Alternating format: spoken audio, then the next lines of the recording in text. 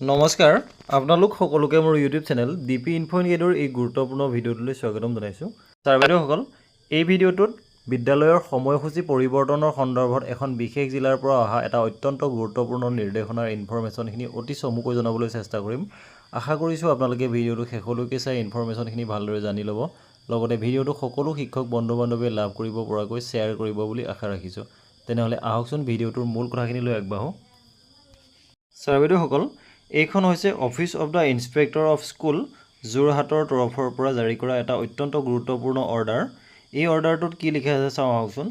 For the smooth functioning of schools and for public interest and due to the rise of temperature and scorching heat the timing of the schools both government and private in Jorhat district has been rescheduled WEF 1st June 2024. This order has been issued as per the approval of District Commissioner Jorhat.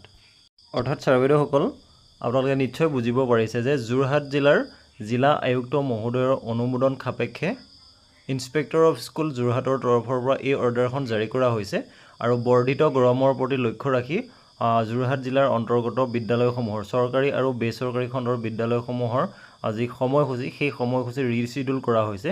অহা 1 জুনৰ পৰা এই ৰিচিডিউলৰ অৰ্ডাৰটো কাৰ্যকৰী হ'ব বুলি কোৱা হৈছে।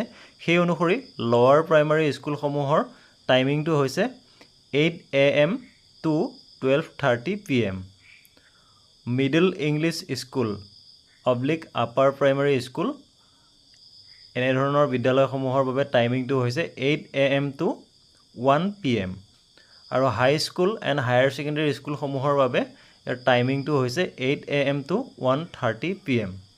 All the head of the schools are requested to conduct the morning assembly at 8 AM on the ground / site where it was usually held. অৰ্থাৎ আমাৰ বিদ্যালয়সমূহৰ যি মৰ্ণিং এছেম্বলি ৰাতিপুৱা কৰা হয়, সাধাৰণতে য'ত কৰা হয় তাতেই মৰ্ণিং এছেম্বলি কণ্ডাক্ট কৰিবৰ কাৰণে কোৱা হৈছে।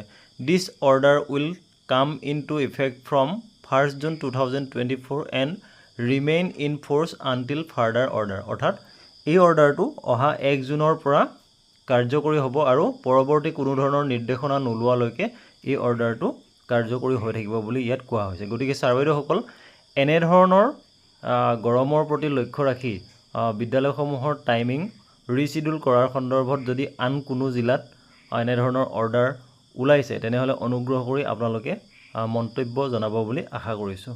ধন্যবাদ।